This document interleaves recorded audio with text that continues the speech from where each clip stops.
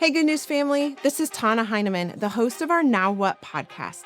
This is where we unpack Sunday's message and we talk about how to practically apply it to our everyday lives. I love that you're here with us, and I love that we get the opportunity to spend more time with our pastors and have them teach us even more what the Word has to say about our everyday lives. We learned from Jesus that one of the best ways to grow is in community together. So join us as we unpack Sunday's message. Hey, Good News family. So glad you're here with us again this week. I've got PJ and Josh here, and I actually didn't plan this, but you both just got back from the same trip. Yeah. So I wanted to ask you some questions about Japan. Mm-hmm. Okay. Was it a good trip? It's good. Yeah. I thought. As far as global trips go, was it easy, hard? How would you rank it? We kind of talked about this. This was more of a ministry trip than a missions trip. Yep. We were there specifically to minister to global workers who were in that area. So all of the global workers that we were working with were in Japan, or there were 2 from Korea that were there for this conference. This might be a dumb question, but in those areas, are they still required? Do they need to be hidden or No. Yeah. Not you Japan. be openly Christian? Mm-hmm. So why is it considered an unreached people group? Just pure numbers? I think it's like 1 or 2%, and you're talking half the size of the United States population-wise. So it is very small percentage, very lost, very unreached. Yep. Okay. That makes sense to me. What was something that you really loved that maybe you didn't expect to? The train system. Really? Yeah.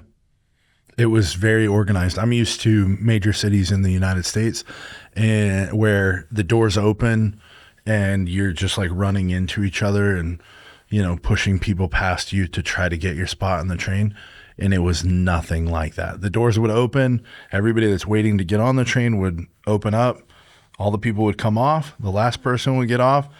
And then everybody would enter in, very uniform. They have trains parts of the car that are specifically for women.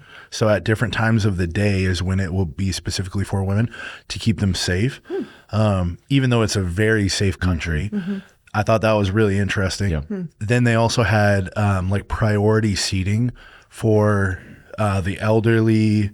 The respect culture there is just huge, honor and respect. So even if an elderly person came in, So Jay, he got a special. he sat down the whole time. Okay. We carried him everywhere. Wow. Yeah, Okay. it was great. It's great.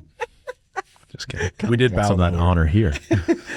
It sounds nice. Even just the kindness of moving and how you get on and off the train.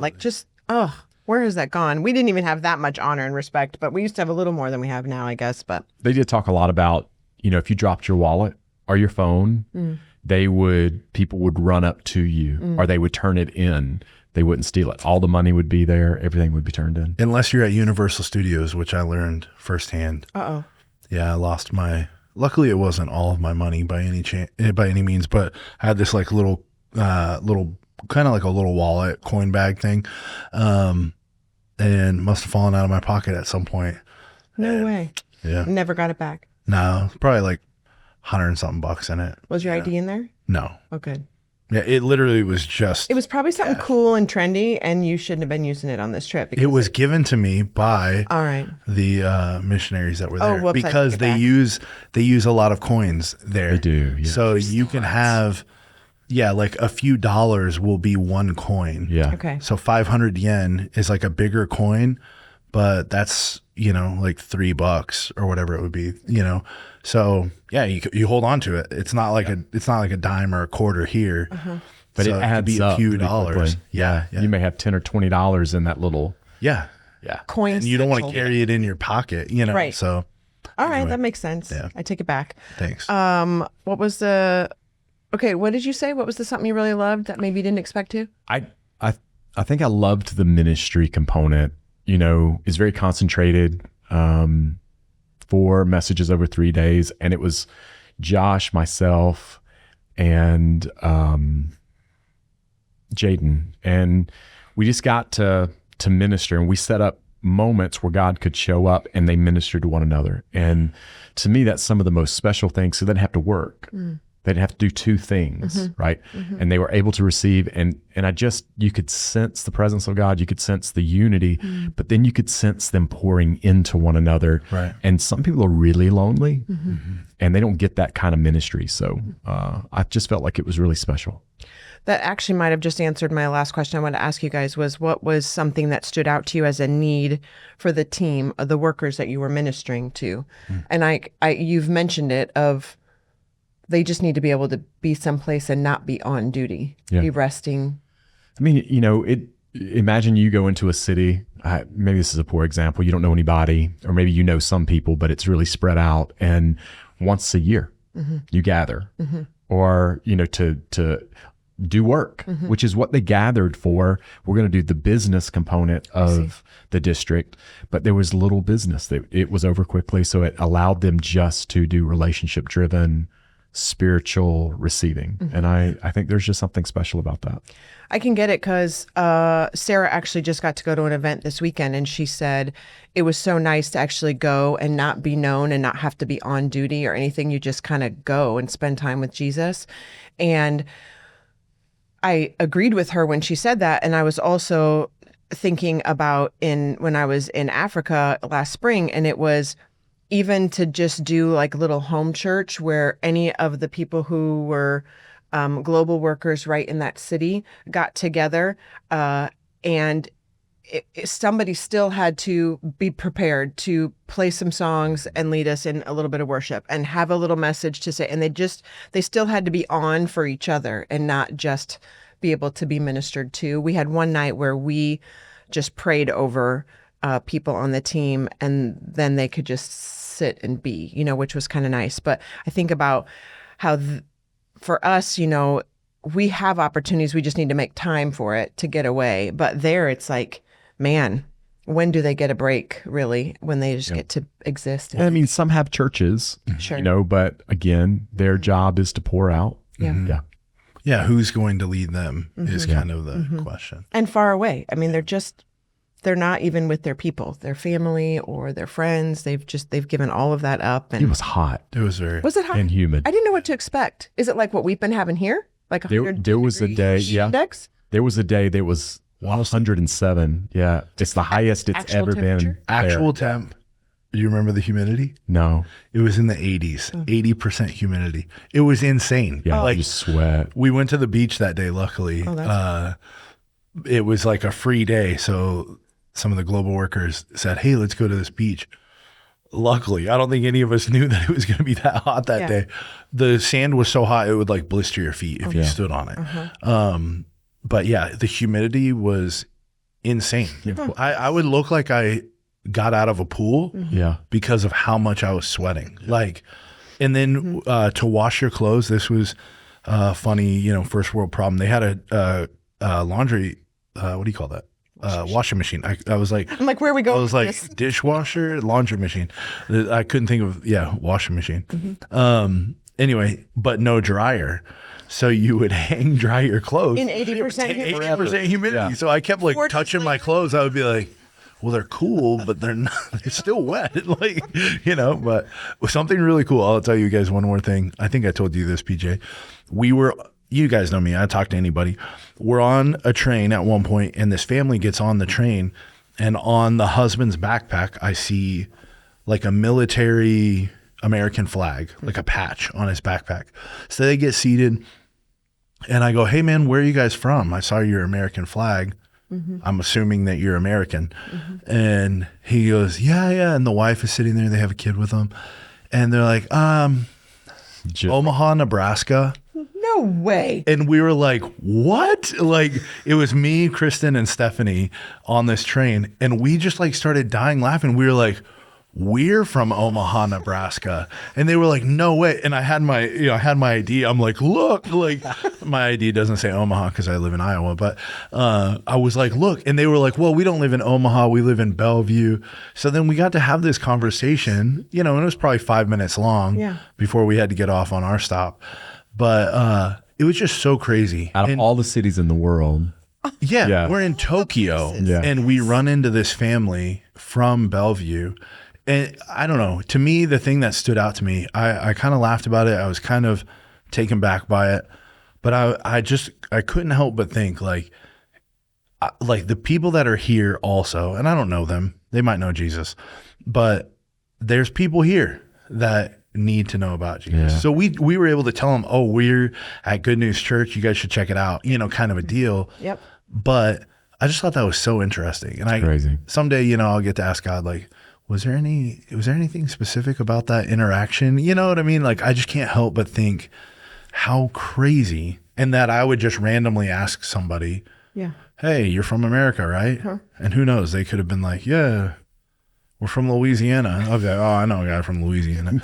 But I think the biggest thing is we're in Tokyo and it is so massive. It is, I've been to New York. This is bigger, like Oh, yeah. just expansive. We went up in a high rise, 60 stories. And as far as you could see in every direction, Yeah. just buildings Wow. into the horizon. And being then on the ground, you're walking. I have this video where we're crossing the street, go to the train station, and people would go up into Starbucks, and you have this overview, and you've got masses of people moving in 5 different directions and crossing over every minute. And it's hundreds and hundreds of people. Wow. And just to go, I'm just one guy in 8 billion. yeah. And it's like, it is so, you're trying to reach the world, Yep.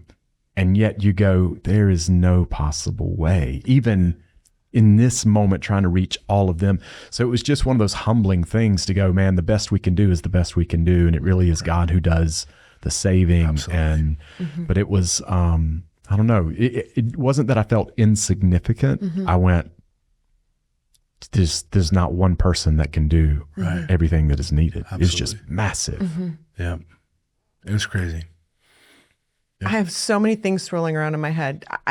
Yes and yes, like the 1 in 8 billion there, and then the 1 in 8 billion chance, or whatever the chance is, that you talk to somebody who's from where we're from. And I do think, like, that plant, like, how many people show up here on a Sunday, and you'll say, like, why are you here? Oh, well, somebody said they used to go here like 20 years ago, and they mentioned it to me, and so I thought I would check it out or whatever. And you're like, what? Yeah. And like, you don't even know Yeah. if that family in Bellevue and something triggers in their life or something shifts, and they're like, what was the name of that church of those people we met? Like, I don't believe God wastes any moment. I don't want to over hyper spiritualize things. I hate that. But there is something about that you guys connected, and then remembering the bit of dust that we are, the vapor that we are, like the stars are in the heavens, like, holy smokes, there's a lot of people. And it seemed to relieve pressure. If I'm being really honest, That's it good. was so incredibly enormous that I went, the biggest impact of my life is going to make it very tiny, if anything, in the mark in history at all. So it's like, I'm going to give what I have. Yeah. But the only way anything ever changes is God does something with it. Well, to me, that same feeling, it shifted for me. And this is probably in my wiring, but I had to think, this is never going to be that I have a platform that reaches all of these people. The way that I think that I would have impact is in a one-on-one. And so in that, the interactions that I had that I would take back were with the clerk at the Kobini, which is like a convenience store, 7-Eleven. That was right by where we stayed at the beginning. I would go every morning. Don't ask it, it's get your energy. Yeah, get my energy drinks, and walk back. And I would try to have conversation with him, tell him a little bit about what I was doing. Very small, but then the family on the train. And then on our flight back, I met a young adult who is in the United States for his master's program. And so being able to interact with those 3 people specifically was where I was like, okay, God, if that was what it was for, then that was what it was for. But those one-on-one interactions, and just being real, like I try to encourage this no matter where I'm at.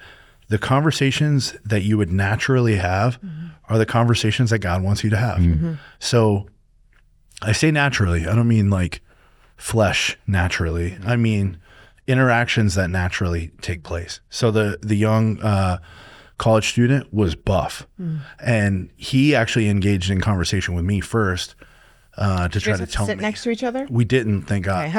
I was literally thinking, oh, that's rough. Yeah.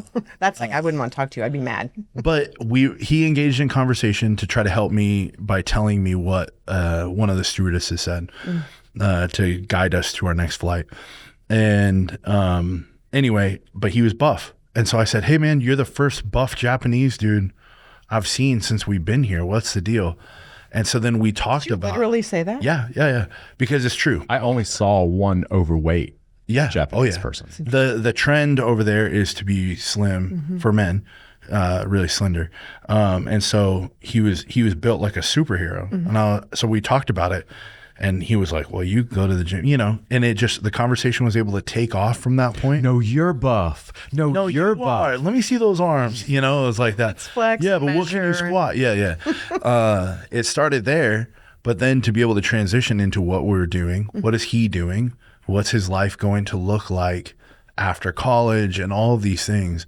And just to be able to have an interaction, was really cool. So I missed a moment.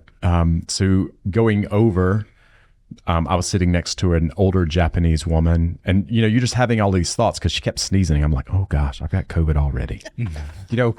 Not because she cared, but just you don't know where people are coming from. They're coming from all over the place. And so on the way back, though, I'm sitting next to this Chinese girl, and she's probably 16 or 17, really young. And she starts crying because she's trying to get in touch with her mom before she takes off, and she's talking to the airline stewardess, and she's like, "Oh, I'm so sorry, I'm crying." I said, "It's okay. We'll make sure you get in contact with her and everything." So, then we take off, and I can't sleep, so I'm always doing this right here. And then this kid's like, as soon as it goes up in the air, she's like drifting. Well, as it goes on, you know how it gets cold. And so I take a blanket and I cover her, because this is like my little daughter, right? And there's another girl who's watching me like this, like, is this a creeper guy, right? So later on, as we're getting close to landing, she types me a long note just saying, I've told my mom how you have helped to take care of me. You did this, and you were going to make sure that we and you covered me in my, and I just wanted to say thank you, but I didn't go, what do? You think it all through all these cultural things. I should have taken the phone and said, I did this because Jesus loves you. And it would have been the perfect moment, right? And I missed it. But, so anyway. But I think that in times like that, that you're showing her the love of Christ. With and yes, you didn't tell her about the love of Christ, but you're showing her that by the way that you live your life, by the way that you take care of her. And she's a stranger, like, hopefully my hope is that that's a seed that at some point she sees and is like, I wonder if that guy was a Christian, and that to me is significant. I don't know.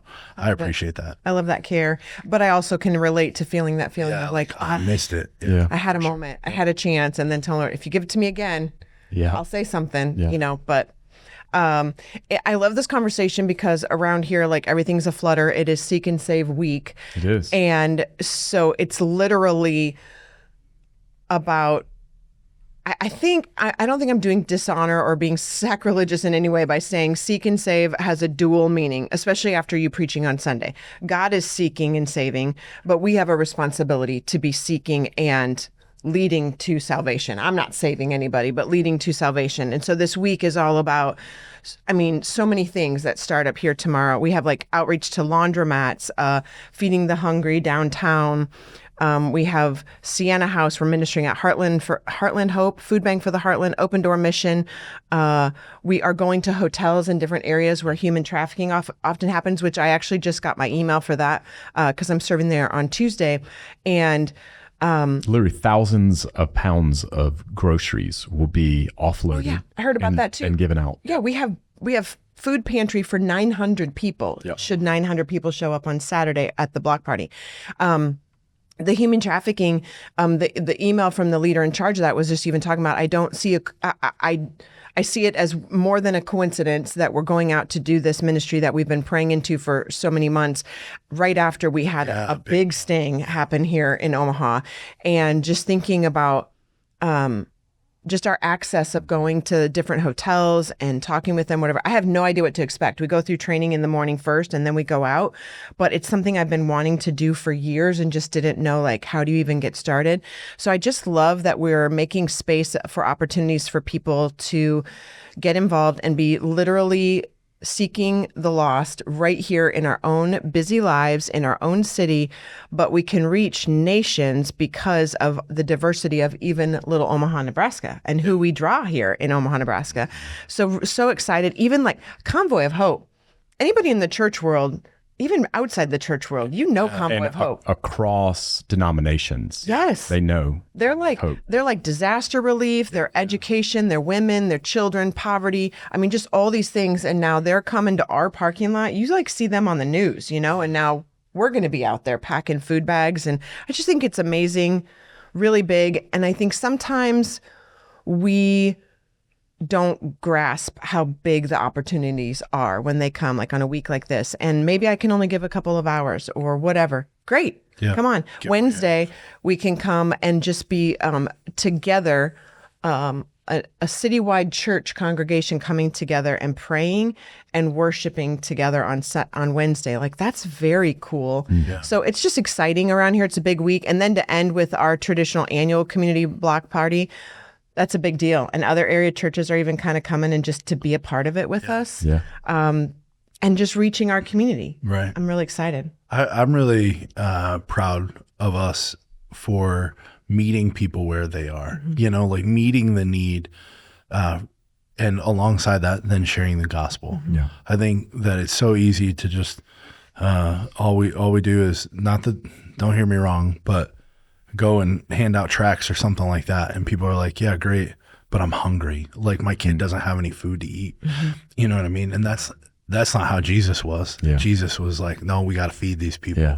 Yeah. So the fact that we're doing that is a big deal. Even the block party, it is like kids can get free haircuts, free dental checkups. Right. Adults and kids alike can get medical checkups. There's all these resources of organizations around our city for like mental health, housing, different things.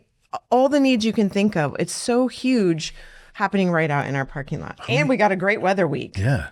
Who needs a commercial when you got us? Hey, and there's like fun games and drawings for like a big TV and stuff. And no, we cannot win. So don't even try.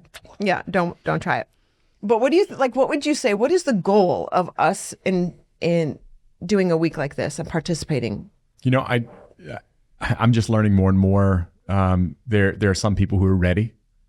Somebody's already planted the seeds and been sharing and they're ready to accept Jesus. There's others that have never they have no concept. So you're just giving them a visible picture of what Christ is like.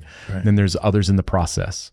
You don't know where they are, what's going on, but you're going to minister in some capacity, reach people in some capacity, and get them ready for what God wants to do in their life. And so I think it's just being obedient. With what you have, to who you see, and being the best example of Jesus that you can. Absolutely. Do you think it's more and more the reality of people don't even know who Jesus is? Or do you think we still are pretty consistently running into people who know about Jesus, they just don't know truth? Or like you said on Sunday, have wrong assumptions and ideas and understanding of Jesus. Yeah, I think, you can be in a Christian nation. I'm not saying that America is a Christian nation, but because there's a church on basically every block, they may have an idea or a concept, but it doesn't mean you know them. Yeah. Even I still remember this, and I remind my kids this. I say it often. 15 years ago, living in the house we were living at in Bennington, and there was a family on the corner, and those boys would come out and play with my boys. And I can't even remember how it came up, but I asked them. It was somewhere around. I don't remember when I asked, but I said, "Do you know who Jesus is?" And they were like, "No, never heard of him." I said, "Do you celebrate Christmas?" Oh yeah. We have Christmas trees and but had nothing to say about who Jesus was. This is an average middle class family, neighbors or whatever. And it's not like they came from another country. No, they live right here and had no idea. And that really All right. So surprised me. I sometimes I feel cringy when I preach certain messages. Yeah. Right. So Carissa said, she's a PK. So they've got a little bit of a Pastor's kid. cynical edge. Thank you. Because there's this one guy in their church that every so often he would want to sing a special. Right. And so he would Which is something we used to do in our denomination where people could come up like during offering usually. Yeah. And you would sing a solo during offering. My mom was the queen of that. She's a beautiful voice and she got asked all the time to sing like a Sandy Patty song if you can think back. Well, you didn't know Jesus way back then. Do you know who Sandy Patty is? Yeah, I do now. You do? Yeah. Okay. Yeah. Yeah. So so you see the memes though where it'll, you'll have a meme and some person going like this right here. And, Chris's would be the guy who sings the same special and every time forgets the words, but begins to cry to play it off like Jesus is ministering to his heart. Right. Well, I felt the same way when I was preaching this message, right? Why? Because Luke 15 is the classic seek and save, but it's also this idea of you're talking to a lot of Christians who've heard about Jesus loves you, heard about the prodigal son, and it's, it almost feels so redundant. Oh, let me guess. It's that meme. Jason Carter's preaching about the prodigal. that idea. But for me, if you don't get the concept and the understanding of what God is like and how he really does love you, then everything is a little off in your life. And so it was one of those things that I was done and I was like, I'm a meme now. We actually have one. Yeah, I know it. It's spreading it around. Below. It's Josh going. Yeah. For those of you listening and not watching, it's kind of a side eye Yeah. is what PJ's doing. But Oh, man, I think it's funny that you say that. But you and I have had years of conversations about the prodigal son. And the thing that I love about it is that I think you know this story so well because you've lived it. Yeah. And so you understand that shift of going into going to God as a God, I'll serve you, and him saying, no, but you're my son. Yeah. And like that shift. And I know it. That's why I'm here, because I've lived through that. So, man, I hope you always preach about, not always, but I hope you keep preaching I'm about preaching this message next week called Seek and Save. part 2. in depth. Yeah. I actually made a note of that about the way that we can pick up from you how you felt of being so far from God, and then I'm just going to come back to you as a slave and just kind of earn my keep. And I think so many of us in our church family can come from that mindset. Not even, there's like bad church theology, bad Bible, but there's also just the culture we live in, which is all perform, do. What do you do for a job? How much money do you make? Where do you live? What car do you drive? All this performance-driven evaluation of people that then you add bad theology to it, and we're in trouble, and just how you even you spoke on behalf of the Father, like interrupting the Son. I'm not even going to listen to him. Absolutely not. And I kind of made a note to myself, this is nonsense talk. You are my son. I could not wait for you to be born, and I haven't been able to wait for you to be born again. You are my son. That's lyrics. Thank you. I wrote that myself. And it was, but it's like how I feel when I look at my sons, if they were gone, and if I could grasp in my mind that God literally feels that same way about me, it's awe. It's awe-striking. I think how specifically communicated that gospel message is from Jesus. Even the Father loved him so much that he didn't pursue him so he'd come to himself. Right? Because he had to. He couldn't have rescued him. If he rescued him out, he'd have to rescue him out again and again, and he wouldn't have rescued him. But he had to come to the end. He had to come to himself. He had to go, I've got it better. Even if I live as a slave, I've got it better in my Father's house. And I just, when you really begin to study and you look at what Jesus was communicating, it is just, it flips everything they're believing upside down in some ways. You think too about, again, I'm sorry, a parenting reference, but I can't listen to this story without thinking about being a parent. And I think of if one of my kids came back after they'd been gone, Oh God. I'm not going to be like, oh, you got to go clean up first. I'm going to run out like, you reek. Although you guys know I can't smell, so it wouldn't really matter. It's a long story. Yeah. It's not COVID. Yeah. But like it wouldn't matter to me. I don't care how filthy you are. Like you're home. You're home. I'm so glad you're home. I'm going to kill you. You're dead. We wouldn't do that. And I'd be like, you know what? Let me find the comfiest things Dad's got so you can get a shower and you can throw some comfy clothes on and come sit on my best couch and like you're just here and let me make sure your pillows are fluffed. Like you're home.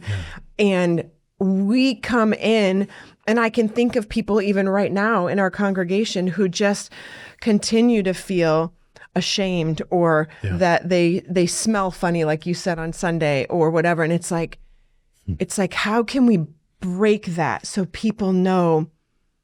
I mean, and now as God's love in you grows, I'm thinking back to PG's message a few weeks ago where he said, what is the greatest commandment? And it's love the Lord your God. And he said, that's commandment 1. And then 1A, love others the way that you love yourself, or however, whatever, I'm messing it up. But I think like, I almost love you as much as I love my kids because of God's love in me, that if you ran and you came home, like that's how I feel. And I know that's how you guys feel, even about our church family. Like, you're our people. God's bringing you in. You have moments like you just had on Sunday where you responded, and we know human nature.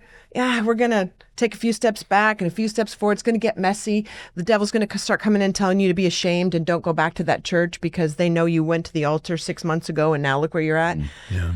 It's not about that, And it's funny that you can be back and not be back. Yeah. Right? That you can be in the house, but you're still, part of you is still in the shame of your past.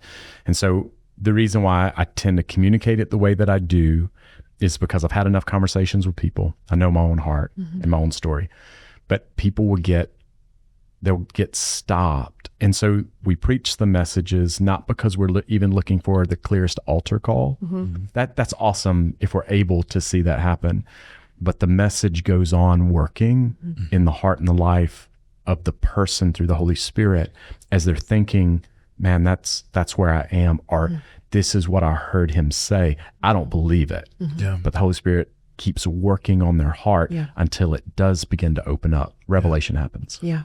The image of like being filthy, and you were talking about if your kid came back and was nasty or whatever, you would embrace them.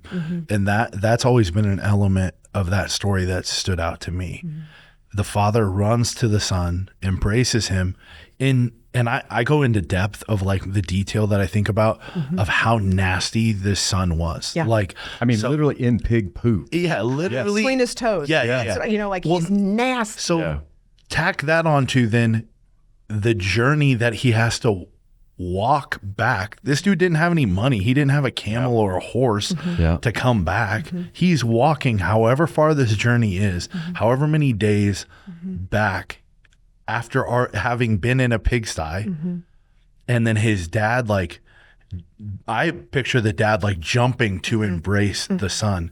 And then even further than that, he doesn't say, all right, hey, to my servants, like, bring out the best robe and a huge bucket of water with soap. Let's shower. Right. So let's get him cleaned up, then put the robe on. No, he puts the robe on first. top of his filth. Yeah, that's amazing. Yeah, great. He puts the ring on his dirty fingers, like pig poop under his fingernails. Yeah. You know what I'm talking about? Like his nasty, weathered, probably broken open feet. And he puts these sandals on his feet. Like that to me is the heart of God. Like, no, it's not about you getting cleaned up and then then you're my son. And then you get the rights. He's like, man, you came to me.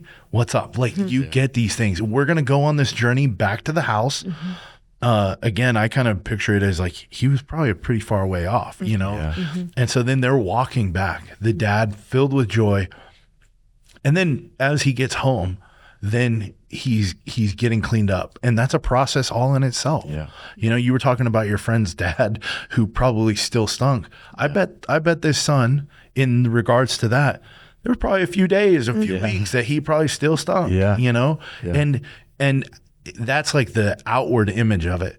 The reality of it is that it probably would still take some time for him to be like, okay, this is my house, you know, and to like feel that confidence of I am a son. So, okay, I can go in the kitchen. I can get what I want to eat, or, you know, I squandered away my dad's money that he worked so hard for and gave me, but yet I still get to come in and grab a bite to eat. Right. Because I'm hungry. There's probably this process of even walking into that. And I feel that in my walk with God, you know, like there are times where I'll have to remind myself, why am I being like this? No, I'm a son. Yes, like, that's right.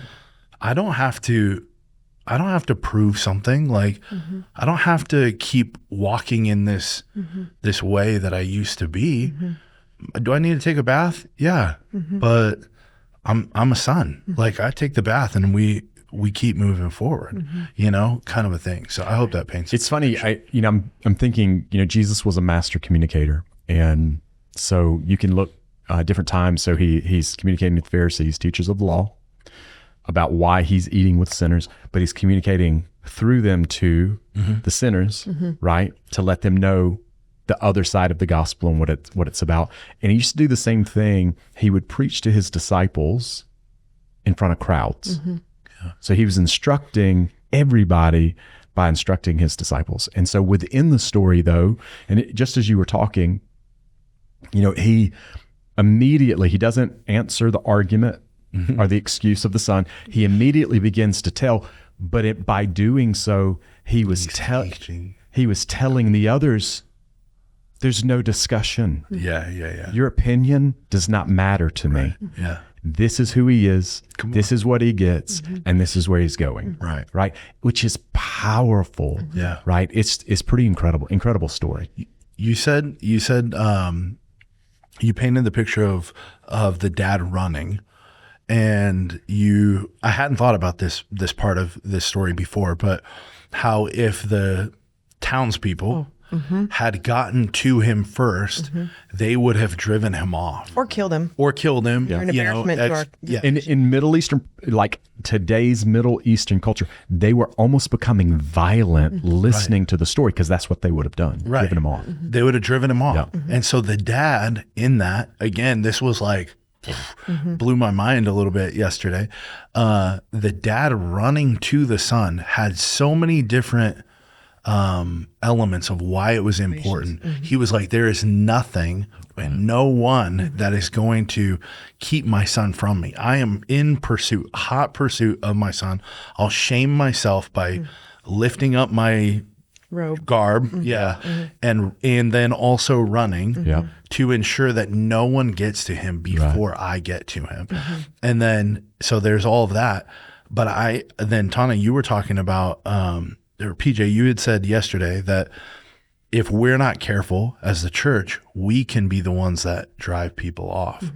And then Tana, you were kind of talking about a little bit today, kind of touched on that same element. I think can be true. If we don't love our neighbor as ourselves, then we can easily be like, oh, this guy stinks. Like their sin is too shameful for them to be here. What? Like, are you kidding me? Is that the way you would want to be treated? Is that the way God treated you? No. Like, well, pull your head out, you know, what do you, I stopped. I got you. But that kind of thing, I hate seeing that. That I'm passionate against that because I know that feeling. I know that feeling of being like, oh man, the people that are there, not here, just to make it clear, but I've gone too far in their eyes for me to be welcome back in this place. And you see the same, you see the same picture with Peter. Yeah. You know, one of the messages in Japan was that Jesus restored Peter just as he was You know, he made the comment, "I don't know him," 3 times and was rejected. Jesus restored him in the same way. 3 times, yeah. But he didn't need to hear Peter say it. Peter needed to hear Peter say it. Right. Mm-hmm. And when he voiced it, you know that I love you. That's right, Peter. I know that. You need to remember that you love me. And I don't know. Jesus was so brilliant. And sometimes we read it as words on a page, but we're in the story too. This is his reaction to us. This is his restoration to us. Here's how he treats us. Here's how he looks at us. And that is in turn how we're supposed to with others. Okay, so I can never, because in many Bible translations, this section actually talks about the 2 sons or something. I know, like and I did not have time, which is a whole other. And I've told you guys before, one of my top favorite books is like this big, and it's called The Prodigal God by Timothy Keller. Yep. And talking about 2 sons were lost. The 2 sons were lost. Yep. The older brother never left, never squandered the inheritance. For those of you who don't know, prodigal means extravagant, not lost. Oh. So it could be called the prodigal God, extravagant living, you know, but it's the prodigal son, the extravagant son. He went and blew everything extravagantly. Oh, so then when Timothy Keller writes this book of the prodigal God, he's using that same extravagant of God. Wow. Oh, now that makes so much more sense. And then that older brother, I had 2 thoughts. One is, what about those who are listening who feel like they've basically, for all intents and purposes, they don't have a lot of regret like the 3 of us around the table have. They've followed Jesus pretty much their whole life. You know, I mean, I can even think my older kids now, I'm like, they pretty dang good kids who've been following Jesus and now they're adults and they're following Jesus. So I don't tend to see them maybe moved as much by the story of the lost son. And how do we, I don't know, how do we handle that? Or I don't know what question I have, but I want us to talk about somebody who hears the message and says, Josh had a story. I'm really glad God saved Josh, but I've been following Jesus my whole life. And we do tend to champion the big restorations. Yep. No, I had a lot. I think the eldest son represents the other son who didn't know the father. Mm-hmm. Yeah. And treated him like, I'm less than, you won't even give me. And he's like, everything on is yours. Mm-hmm. Yeah. Why are you not asking? Why are you not celebrate with me? What's lost has been found, but he was just as lost. He actually received the inheritance too. Yeah. And that was set up for death as well. Mm-hmm. So in some ways, the father was dead to him as well. I think so many people think that the other son is the picture, Jay, you said it, is the picture of people who are in church and all this stuff. And it's like, yeah, I mean, you could say that, but I agree. I think that son also didn't know the heart of the father. Yeah. Mm-hmm. And because if he did, he would also be celebrating. Yeah. Because the same is true for me. My wife and I have very different testimonies. Mm-hmm. My wife's testimony is so much more powerful than my testimony, in my opinion. Because mm-hmm. God kept her. Mm-hmm. And because she had things that if it was me, I would have been pulled in the wrong direction. Mm-hmm. But somehow... Mm-hmm. But for the grace of God, there go I. It's like he kept her, and he made the comment on Sunday. The prodigal made the choice. Right. He had to make a decision. So whether prodigal or the son who stayed home, I have to make a choice mm-hmm. to recognize him as my father and me as his child. Right. And so Kristen got it early and was able to say, no, this is where I'm going. No, this is a distraction. And some of us couldn't do that. I couldn't do that. Mm-hmm. That's why, mm-hmm. I'm not going to downplay this, but substance abuse and things like that are difficult to overcome. Don't get me wrong. God has done a miracle in my life, but I think a bigger miracle is someone walking a path for their entire life mm-hmm. that is to honor God. Like I can't understand how she didn't get swayed. Like I can't understand how God kept this is a selfish way to think about it, how God kept such a perfect gift for me. Like why did I'm he waste blown that on away. you? I know, like I can't help but think about it, but her testimony is so powerful. All of the things that she saw, that she went through, but held strong to God throughout it all. It's amazing to me. Like I love it so much. And so it's the danger, though, if there is a word for danger in this, is that the eldest son has the robe, has the sandals, right? Has the ring, and still believes in some way that he's a slave. Yeah. Living it in the house, done everything you've asked, and still is living miserly in that you won't even give me a young goat for me and my friends to have a feast or a celebration. And he's going, how can you live with me and not know me? Yeah. How does one recognize that I'm thinking that way, and how does one fight that? Well, I think the beauty of, if there is beauty in the mess, is that you recognize where you are and what you need and how far you've blown it.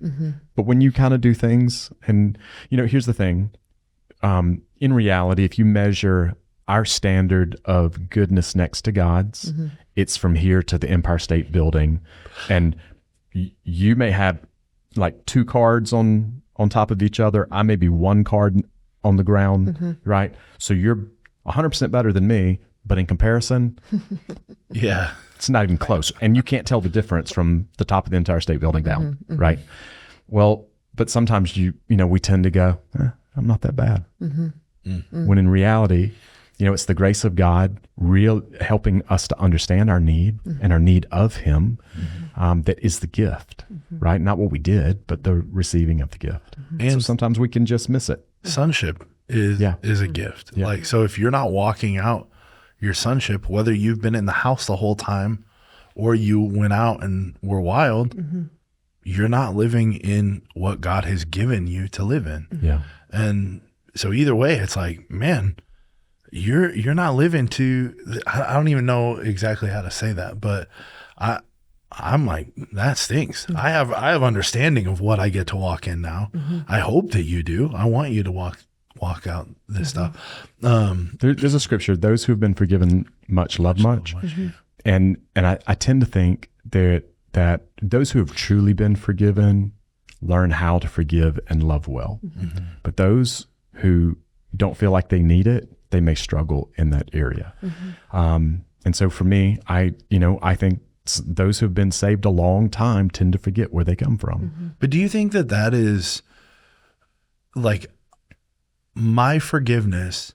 Like what I needed forgiveness of was so much easier to see than what Kristen's forgiveness where she needed. I do think ours is very conspicuous. So yeah, you know what I'm saying? Like that to me, because Kristen can still be really prideful, and that's pretty nasty. Yeah.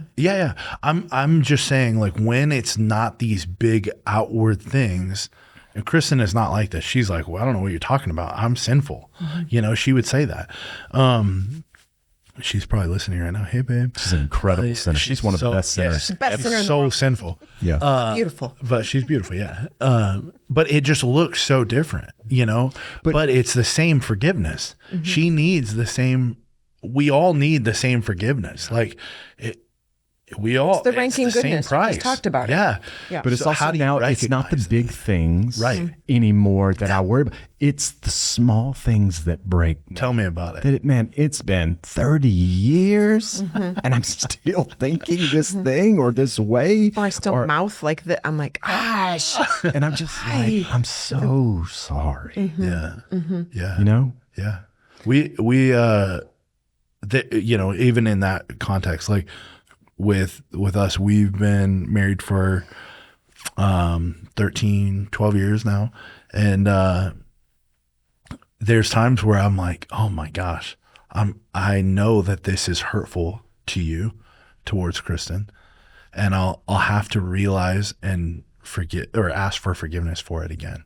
And that, like what you're talking about, same with my relationship with God.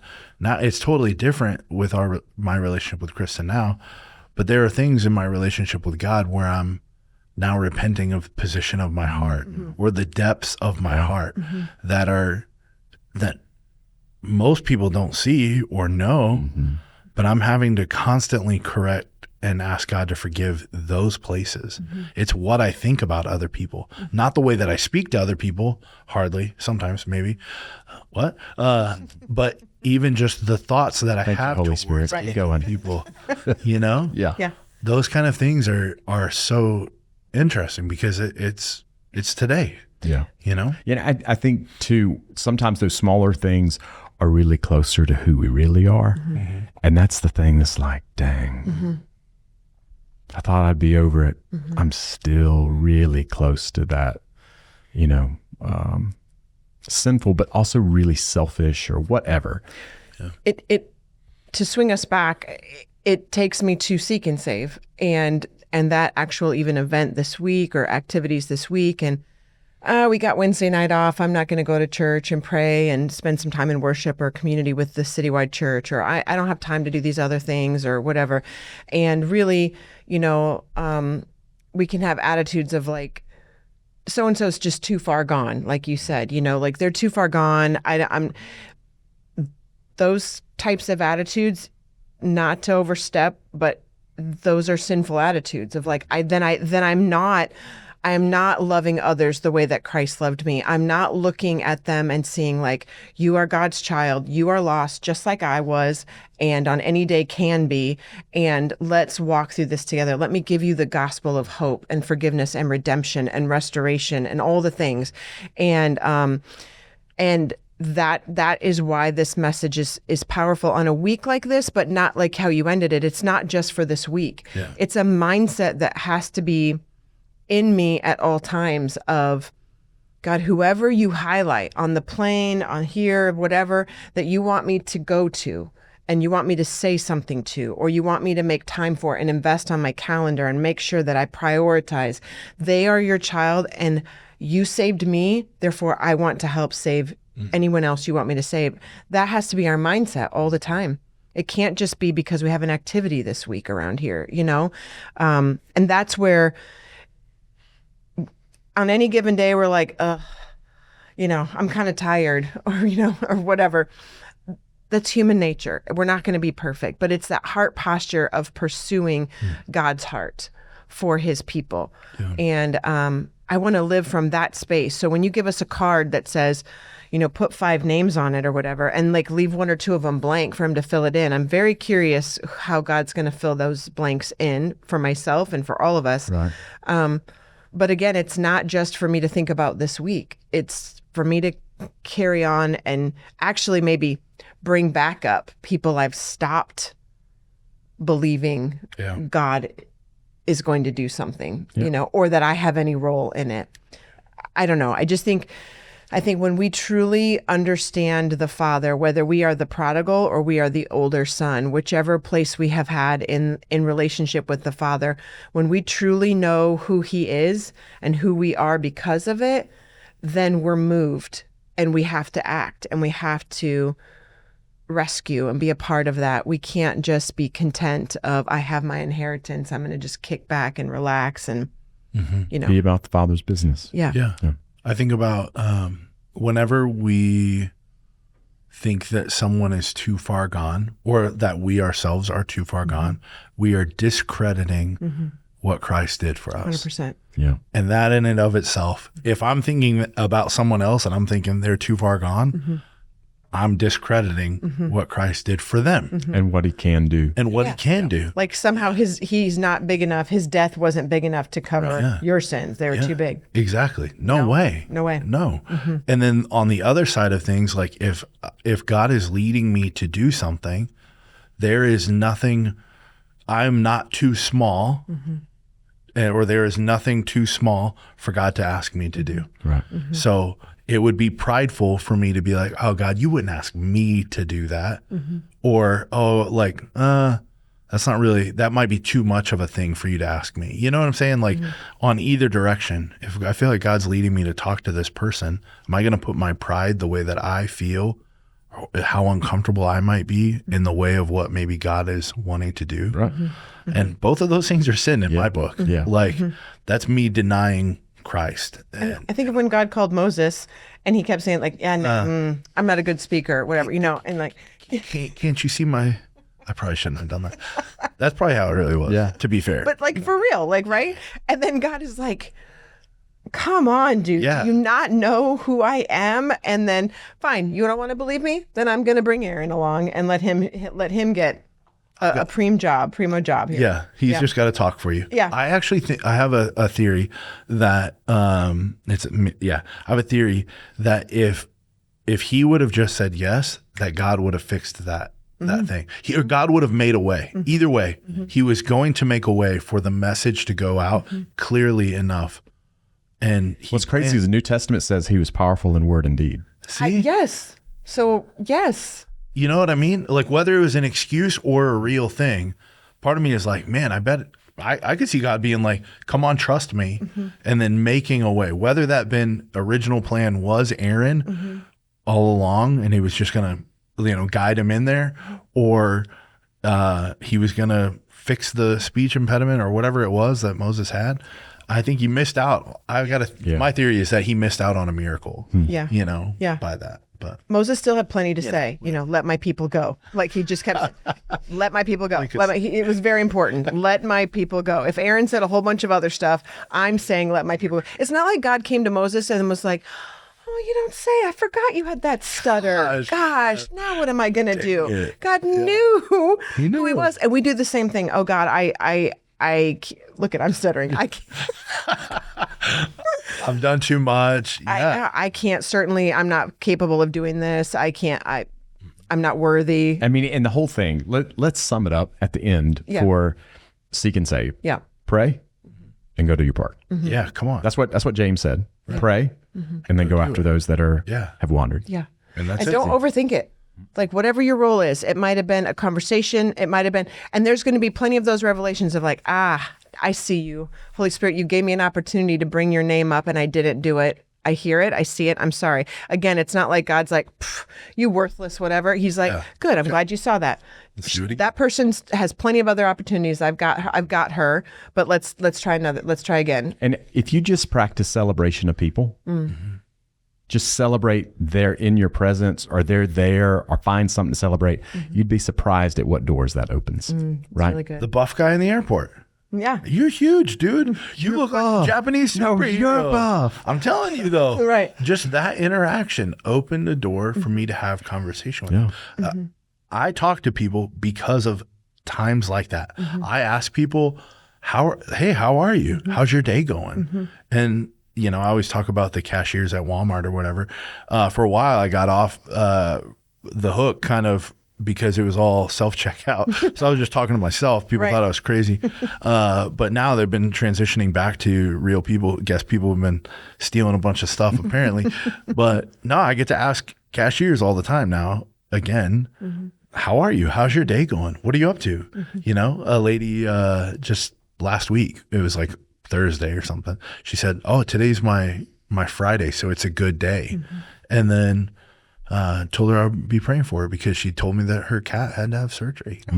So I was like, that sounds emotionally taxing. Luckily, I'll be praying for they have 9 lives. I didn't tell her. I have to change my tactic because I've been getting shut down recently, because when I talk to the cashiers, I'll usually say something like, did you just get here? Your shift just started, or has it been going? And they'll say, I just got here. I go till 8:00 tonight. Or no, they don't tell me that. I just who never goes off the clock? Jesus never goes off the clock. That's your. No, what I say is, so when does your shift end? Then they're weird. I think they're creeped out. I'm like, it's just me. I'm just some old lady asking you. And this kid the other day, he just like looked up at me, and I'm like, you think I'm gonna? You think I'm just gonna meet you back here at 8:00? What I was gonna point out of like, oh, you've got a long day ahead of you, or you're almost done, and they clearly don't know Nate, I guess Using creeper language. I know. So hey, to be a creeper, I was trying to be like a mom. What time are you off work? Oh my gosh, this is going downhill. Okay, listen. Intentionally think, say, do. I'm just going to say those questions you asked us. And I want people to read the story again with the questions that you said to us in the message and like ask yourself, what do I see about God? What is he like?